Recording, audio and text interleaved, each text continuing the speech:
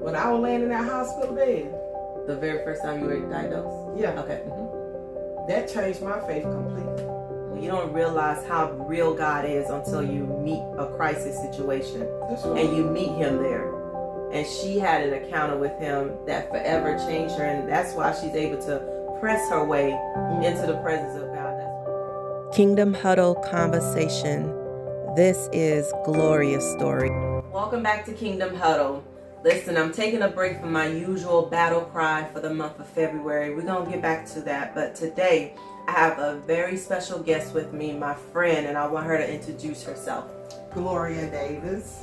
Okay, so Gloria and I are actually meeting today to talk about a very important topic that affects a lot of households, but a lot of people just doesn't talk about it. So today, she's going to share her story, and hopefully we can bring some awareness to the situation that she's currently going through. I'm telling you, this is going to be a very powerful and informative interview with Gloria, so make sure you stay tuned. And the reason why I wanted to do this story is because once I heard about Gloria's story, I was just like, wow, how many people could be going through similar situations and they're just not talking about it. Many people, especially in the Black community, we just don't talk about these things.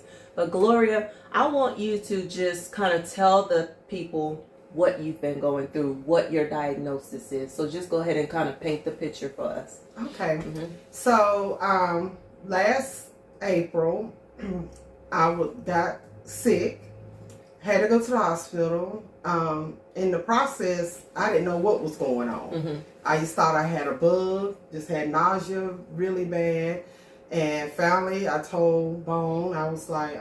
Bones is her husband. Yeah. Yeah. Okay. I was like, I think I need to go to the hospital. So, got down to the hospital. They were going through their procedure, checking me, giving me stuff for nausea. Then they started running tests. But in the process, I kept having these vomiting spells. And couldn't control what was going on. Then next thing you know, I wake up in the hospital a couple of days later. Okay, so tell me what led to you feeling bad. Was it something that you ate that kind of triggered it, or you just woke up one morning and just like that? Just woke up sick, feeling sick on the stomach. Okay. Didn't know what was going on. So once you were admitted to the hospital, what did they conclude was going on with you? That my kidneys were shutting down. Didn't know nothing about kidney failure. Didn't have no clue. And then they was telling me that I was going to go through all these processes. I was going to start emergency dialysis, and all of this was going on. And I was like, why is this happening to me? Right. Didn't know. Right. So you went from one moment, quote unquote, being normal, to the next morning where you feeling kind of sick, nauseated, didn't think it was that serious. Went to the hospital, and they're saying now you're in kidney failure. Yeah. Can you please tell people what was the diagnosis they gave you? It's called retinal kidney failure, and it's like a process where your kidneys don't filter out waste and your fluids in your body. And so in order to, when those toxins are not filtered out of your kidney, it causes your kidneys to shut down. But then it all stems from being a diabetic and didn't know it. Okay, so you were diabetic, but you had no idea that you were diabetic. Correct. So you found out in one instant that not only are you diabetic, but kidney failure and congestive heart failure, our retinopathy. She said it. Yeah. It's like everything hit at one whop, like bam. What? When the nausea started, they said that I was having the heart attacks. So in the process of having the heart attacks, I started having little mini strokes. Yes. So that's why I have problems with my vision right now, because of the little mini strokes that I was having. I know there's a lot that we're throwing at you all because her story just swiftly went. You said last year, right? Yeah. So how many months ago? Last year, what month? April. Last year, April. All of a sudden, your whole world flipped upside down. Upside down. Yeah. Upside down. So tell me, as you were receiving all these diagnoses, what were you really going through? I know she's a Christian. She goes to our church. We understand that. But as a human being, what were you thinking? Why me? To be honest. Yeah. Why me? Yeah. I'm a hard worker.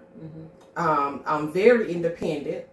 I'm used to, everyone in my family leaning on me. And then I'm like, why is this happening to me? So I had a spell. And it's like me and God were battling it out. There you go. For a little bit. That's real. Yeah, that's real. And like I was laying in that hospital bed and I was like, God, why is this happening to me? Please show me what I need to do. What did I do wrong?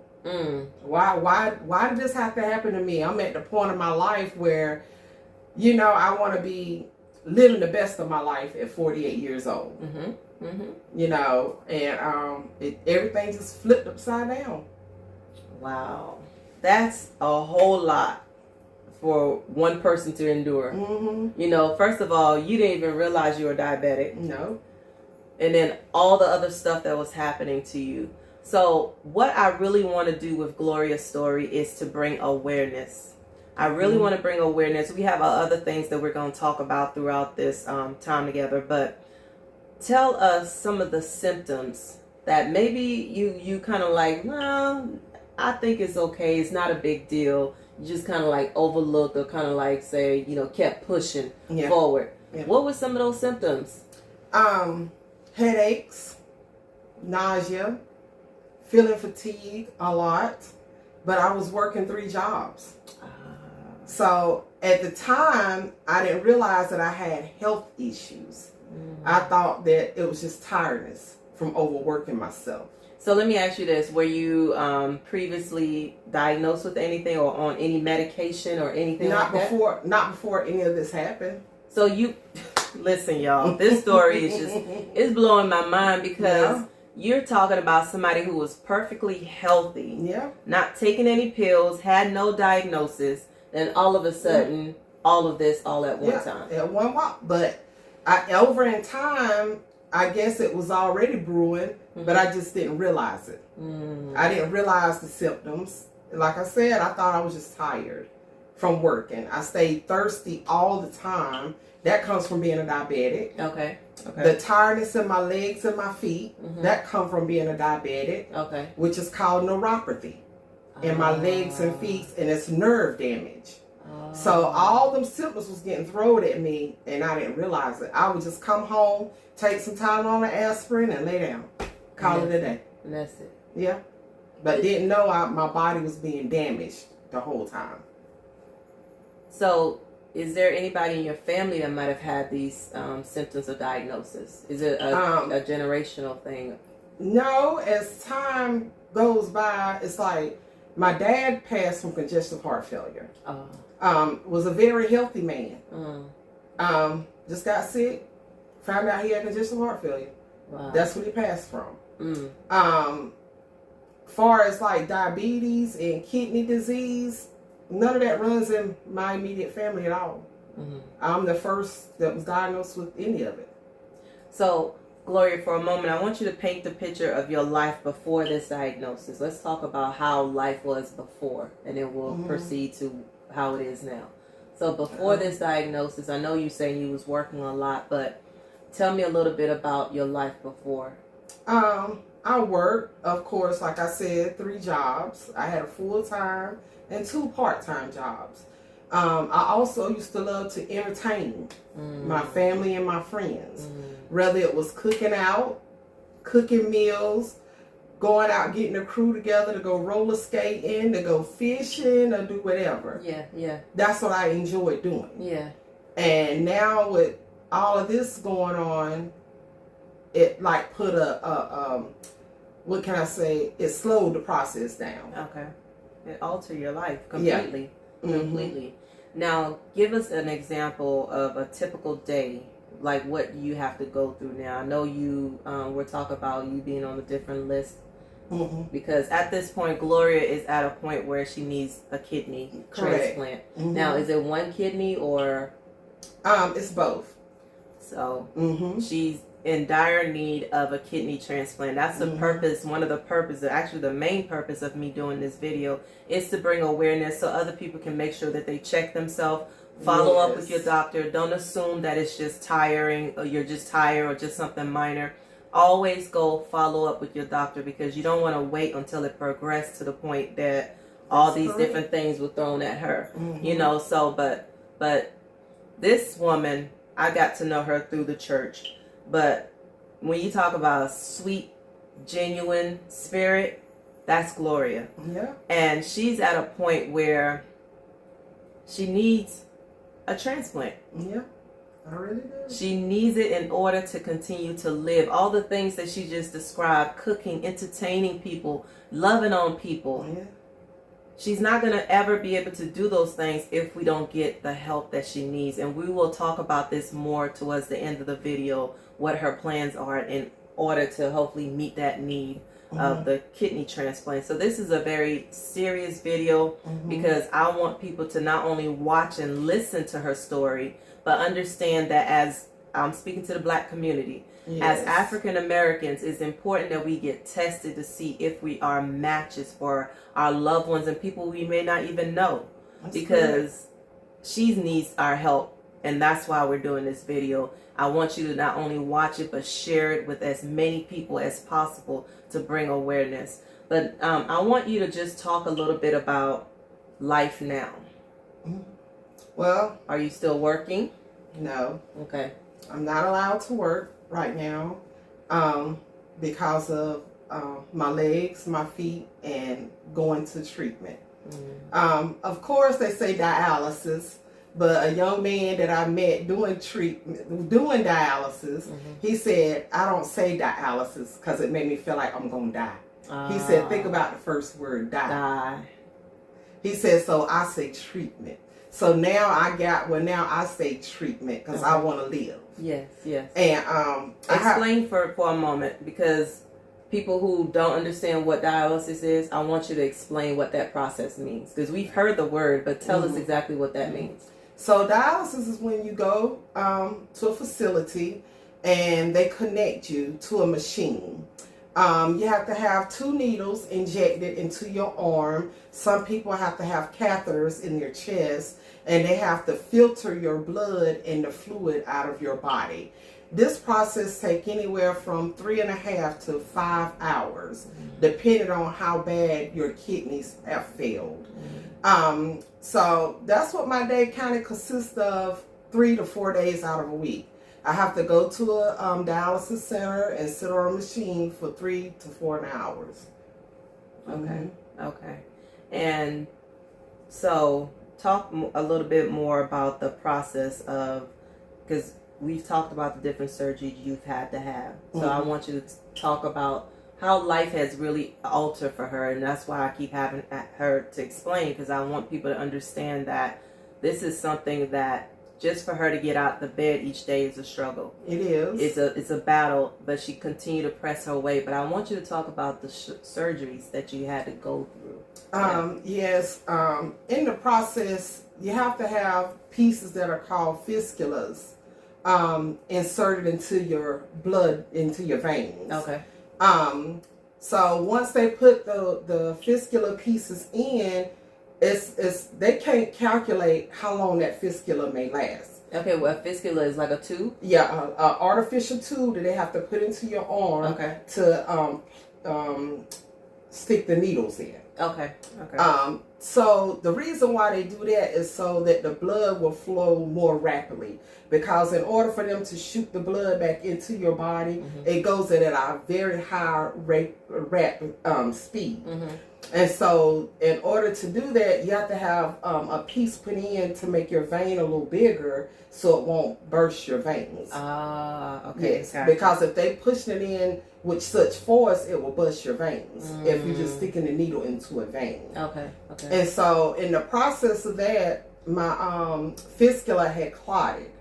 Not one time, but 4 times in 1 week. So I had to have surgery 4 times in 1 week. Painful. Yes. And in the process of that surgery, it kept clotting up, so I had to have a catheter put in my chest, which was very uncomfortable and very painful at the same time. Until my new fistula in my right arm matured. Okay. And what I mean by matured is like when they put the piece in, you have to wait 6 weeks before you can use the piece. Yeah, so you have to wait till the muscle and the artery and all that develop around that piece, because that piece is not familiar with your body. Yeah. So it's like something new interacting with your body, and they got to know how to respond to the piece of your body. So dealing with that, and then just dealing with the pain that comes along with it. It's a lot to sink in some days, and some days I have breakdowns. Because sometimes if I can't get up, I can't walk, I have breakdowns. If I can't even step into my tub, it's a breakdown. You know, just simple things in life. I said people don't realize. Like, for example, I tried to go skating last week. I am a skater. I love to skate. But when I got out there on that floor and my legs didn't want to cooperate with me, it's like I had a mental breakdown. Yeah. So it's very life changing, and by going back again to working, I was a hard worker. Yeah. But now not being able to get up and go to work and still have my independence of that part, that is very hard. So it's a struggle that people don't understand.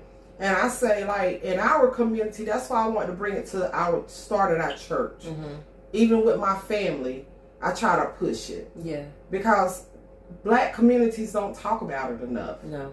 And people won't know that you're going through dialysis if you don't talk about it. Right. People won't know that you need a kidney if you don't talk about it. Exactly. People won't know. Exactly. And it's like my eating habits had to change. How much I drink a day had to change. I mean, just imagine you can only drink 32 ounces of fluid a day. What? That's all I'm allowed to drink. And that's including with liquids, food you eat that make fluid, all that is included in that.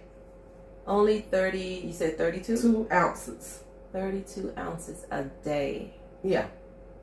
So you have to be really mindful about everything that you put in your body. Yep. Wow. Everything that Gloria has painted is a picture that it's a heavy load that she's carrying right now. It truly is a heavy load that she's carrying, that she has to be mindful of every little thing that she does or don't do in her life. Now, did they prescribe certain medicines that you now have to take? Yes, I'm on 27 different medications. And tell me what they for. Some is for blood pressure, diabetes, blood thinners, anxiety. It's just a combination of different things. 26 medicines. So you're talking about a woman who went from not taking any medicine to now having to take 26 different medicines on a regular, is it a daily basis? Yes. A daily basis. Some of them are 3 times a day. Wow. Wow. So explain to us the process of needing a kidney. Like, what's that process of being trying to get a donor and all that other stuff? Walk us through that. Yeah, so being a donor, we have packets that we can pass out, and so in the process with the packets, I got a packet over there, the blue one over there. Okay. Yeah. All right. We have the informational packets. And with these packets, you will fill out the paperwork, and it have an envelope in it. Let's lift it up so they can see. So we have this envelope, and that's from Atrium Health, local hospital here, and the package of information is in here. So, so it has the living donor information, and then you have to go through and do like a survey, a questionnaire, just like you would do at any doctor's appointment. They ask you multiple questions. Then you mail your packet in. Once you mail your packet in, then they'll call you to come in and do a consultation with you, just like they done with me. And they'll test your blood to see if you are a match for me. which I am a B positive. And you said you're AB positive? A B positive. Oh, B positive. Yeah, okay, just a straight B positive. And once they find that out, they like take you to a process to meet with counselors, the heart doctors, the kidney doctors. Like, you go through like a whole process to make sure that even though you may be a match, but you'll be a good candidate to be a donor. Because you can't have high blood pressure yourself. Okay. You can't be a diabetic patient. And then it's just other little things that you can't have going on that'll be in the packet. Okay.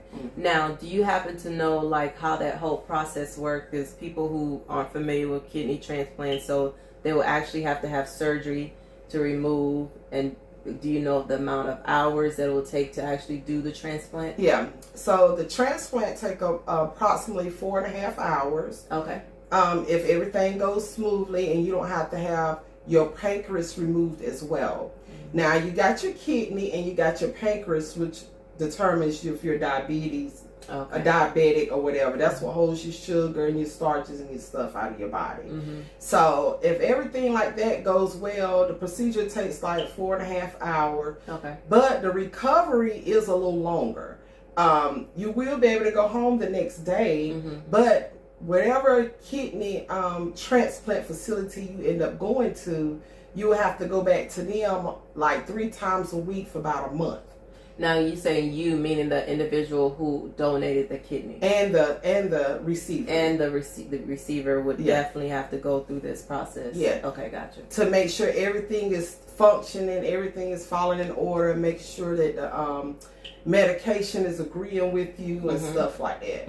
And then the person that does donate, I do want to throw that out there. Everything is covered. You don't have to worry about no finances, none of that. No hospital coverage, no kidney transplant coverage. Everything is covered by that donor's insurance. Okay. Okay. Got you. Now, talk about the different places that your name is on the list for a donor. Tell me, like, how did you feel once you received that notification and the places that called you? Okay. So now I'm on 3 kidney transplant lists. To get on these lists, it is a process. I had to go to Wake Forest, I had to go to Chapel Hill, I had to go to Duke, and I had to go to Atrium. I'm still waiting on Chapel Hill, but I am on Duke, I am on Wake Forest, and as of Saturday, I'm on Atrium's transplant list. So, excited? Yes, very excited. Just have to be patient. And that's what I'm having to learn. My patience and my faith. Because things are moving very quickly. So I know that's a part of my faith. Okay. You know? So, because the interaction, like, some people was like, you got on them lists quick. And some of them that I met at the centers, they was like, that is good. How you get on it so quick? I said, I guess as I'm pushing to get on, to get a transplant. You know, I want a donor. I want to live. Right. You know? Right. So if you want to live, you got to want to do. You got to want to do.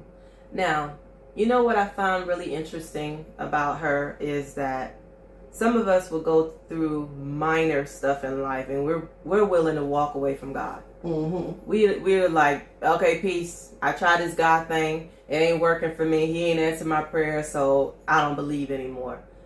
What keeps you holding on to your faith? I'm going to tell you the truth. When I was laying in that hospital bed. The very first time you were diagnosed? Yeah. Okay. That changed my faith completely. My mom, Bone, my other siblings, they'll tell you that changed me completely. Because at first, you know, I felt like God failed me so many times. But then, laying in that hospital bed that night, and it's like, I was laying there and I was praying, I was talking to God, you know, and it's like the spirit just uplifted out from under the bed onto me. Explain that, because somebody be like, what's she talking about? What spirit? You know, Yeah. so yeah, okay. So it's like the devil was trying to pull me in. Because they didn't expect me to live. I wasn't supposed to live. They didn't think I was going to make it through that night. Ooh. But it's like, I said, God, I'm making you a promise. If you see me just to get up out of here, to be with my family again, because you know I love my family. I love my family. And I said, I'm going to do right. I'm going to do better. I'm going to get into the church. I'm going to start participating in church. I'm going to start doing my part. Because I know you're going to do your part. And it's like when that spirit came over me in the night, it's like a breath of fresh air just came within me. And I never understood when people say, you know, it's like that spirit or that demon, that bad spirit was lifted up out of me. I felt it that night. Like, really, I felt it. Wow. And ever since then, that's why I've been coming to the church like I'm supposed to. Finally, I got the usher in the church, what I've been wanting to do. She did it. And I asked God to give me the energy to do it. And you did. And he gave it to me. Yeah. So I just told him, God, you know that son, I'm going to lean on you. Just don't let me fall. Yes. And that's what I did. I just started leaning more on the Lord. And that's what's helped me get through. Yeah. And so that's when my faith became stronger. Do I have days that I struggle and be like, why is this happening? Or why do I break down and cry? I still have those days. But then I just pray, a song will come to mind, and I just make it happen on through that day. This life that we're living is not easy. No. And being in relationship with God doesn't mean that life is going to be easy. You know, it's not going to be a cakewalk. So it's almost like you have to make up your mind now before the situations come. How am I going to respond? In her situation, her faith stood up. Yeah. Her faith stood up and said that, you know what, God, all I got is you. I got to lean on you. That's right. Because, I mean, who else is going to help you during this situation? That's right. You know, that's where faith is so valuable for those who may not have that relationship with God. It's so valuable. You don't realize how real God is until you meet a crisis situation. That's right. And you meet him there.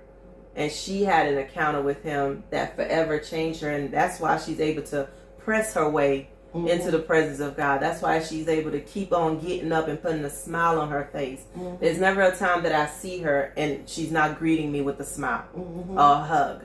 You know, so God is doing something amazing in your life. Yeah, most definitely. He is really, really doing something amazing in your life for you to still be able to talk about him, not in an angry way, but in a loving manner. That's nothing but God. That's nothing but God. You know, sometimes the Lord said he helps those who help themselves. So there's a situation, even though Gloria is going through this, she still want to be able to be proactive and try to get a donor. Because like we said, it's a dire need. It's not an optional thing. She has to get a kidney transplant. So in order to live. And so Gloria, I want you to go ahead and share a little bit about what God has told you, instructed you to do. Yes. So I want to put on a luncheon to get kidney awareness out there. To reach out to not just our community, but all communities. Right. But I really want to focus on our community because some of them don't understand. That's just like me coming up to say Sister Betty or say, Sister Betty, I need a kidney. And Sister Betty might say, what I'm going to get out my kidney for? I want to live. Right. You know what I'm saying? Right. But people don't understand that even if you are a donor, you can still live with one kidney. And we want to get the word out to break it down where people understand what dialysis is, what a kidney donor is, what doing a kidney transplant is, and even make awareness for you or your family what to expect. So if you're available, come out to Flint Ridge East Baptist Church. on March the 23rd at 2 o'clock, and join us for a kidney luncheon. We're going to have a few speakers out there to talk about it and to go in more detail of what to expect. Okay. So I want you to list the individuals who may be speakers so they can know. Okay, so I have a RN from the Dialysis Center. I have a tech that does the hooking up, the process, that knows the whole process that goes on while you're at treatment. And then the nutritionist that will go over the types of foods and what you are allowed to and to not have in the process while you're on dialysis. Because your eating habits do change a lot. And also a young lady that is a transplant survivor. Okay. So what is one thing that you miss that you used to do, or either you used to eat that you really just miss?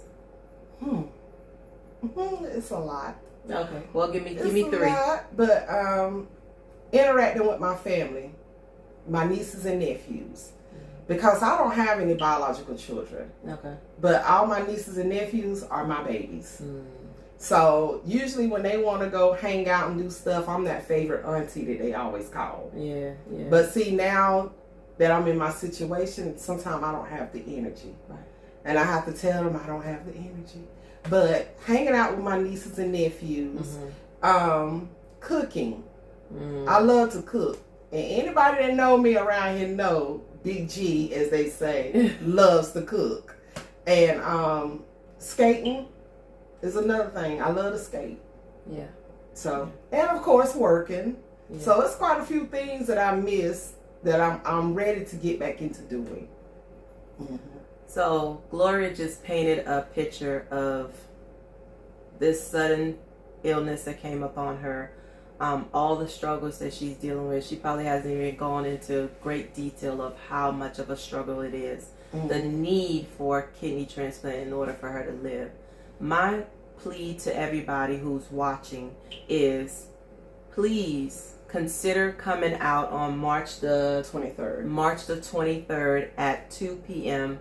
for the luncheon, because your support, your smiling faces, showing up gives life to her. It gives her hope and encouragement, because maybe you have situations where health situation that's going to prevent you from being a donor. But if you come and get the package, perhaps you can pass it along to somebody else who may consider being a donor. So Gloria just listed some things that she missed.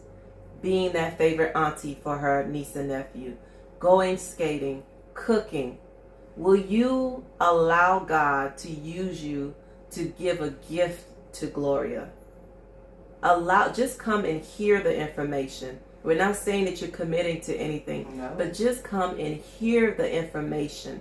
Gain some awareness so that you understand that there's a lot of people in our community like this.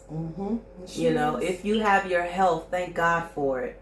But I want you to just come and just show your support to Gloria. I want it to be an awesome turnout. Let's show her our love and our support, and just come and hear and receive the information. But in the meantime, continue to lift her and her household up, because this is not an easy walk. This is not an easy journey. This is what God has called her to walk through, but she doesn't have to walk through it alone. So my encouragement is, please, please, please come out on March 23rd to Flint Ridge East Baptist Church in Marshville, North Carolina. If you need the information, you can always go to our Facebook page as well, because I plan on posting this video on our Facebook page as well. But please stay connected and find out more information. You can reach out to Gloria, to her husband. What's his first name? Henry Huff, because I was going to call him Bones, but that's what we call him. But there's a lot of people who are connected to Gloria who they'll be able to get you the information that you need. But please consider coming out and just hearing the information. Now, Gloria, do you have any last words for the people? And if you're not even a match for me, you could be a match for someone else. Because there are a lot of people out here that really need a kidney. And it would just help. I mean, showing your support and your love would mean a lot. Yeah. Because even though we may smile and go on and may not look like something is going on, it's sometimes it's stuff going on that people just don't understand. Yeah. So. All right, y'all. This is all I have for you for the Kingdom Huddle conversation with my friend Gloria, bringing awareness to kidney transplant. Please consider once again to get tested. And not only just making sure that you're a match, but get tested and get these things checked out within yourself.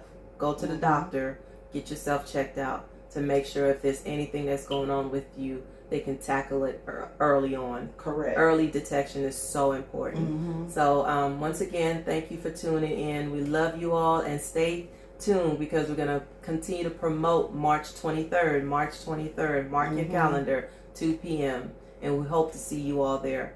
Have a wonderful day. God bless.